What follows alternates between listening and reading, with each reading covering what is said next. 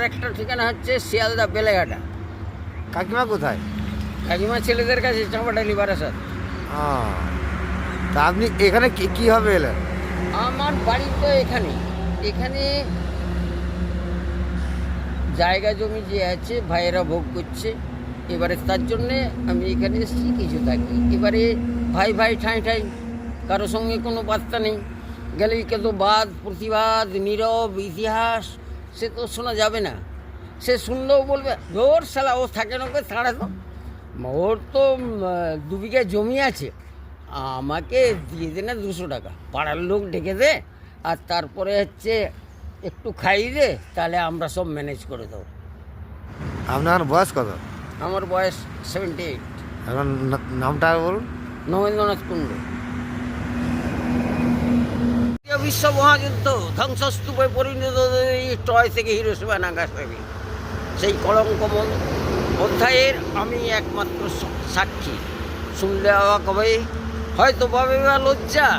ক্ষমতার বড়াই করে মানুষ যত মানুষকে করেছে হত্যা, তার তত্ত্ব শনিতে ক্ষিপ্ত হচ্ছে এই পৃথিবী।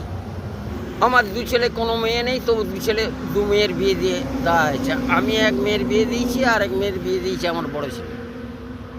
ছেলেটা দেখেন আপনাকে? হ্যাঁ, ছেলে কেন দেখবেন, ছেলেরা তো নিশ্চয়ই দেখে। ছেলেরা আসতে বারণ করে, ছেলেদের জন্য বলবে ও আমাদের বদনাম করতে এসছো, যেহেতু আমি ওয়াইনার, কান্ট্রি খাই। হ্যাঁ, আমি শুধু ড্রিঙ্ক করি বলেই তার জন্য এত সাফার করছি। হারু সান্যাল। আর সে একটা কবিতা লিখেছিল আগুন, নাম দিয়েছে কমলেশ সান্যাল। আর আমি তখন একটা সরকারি মদের দোকানে কাজ করতাম বেলেঘাটায়, আমার নাম নগেন কুণ্ডু। তখন তার একজন কলিগ যাচ্ছে, বলছে এই হারু, শালা মদের দোকানের সামনে একটা অনুষ্ঠান হয়েছে, তোর কবিতা বলছি। কবিতাটার নাম আগুন। ভয় পাবেন না, আগুন জ্বলছে না, কবিতার নাম আগুন। দুর্গাপুরের আকাশে বাতাসে লেগেছে আগুন, দুর্গাপুর কোকচুল্লির আগুন, দুর্গাপুর ব্লাস্ট ফার্নেসের আগুন। আর আগুন আমেরিকা, রাশিয়া, ইউরোপ, আর আগুন বাংলায়। কিন্তু আগুন নেভাবার জায়গা কোথায়? জায়গা তো আমরাই। আগুন আমরা নেভাতেও পারি, জ্বালাতেও পারি।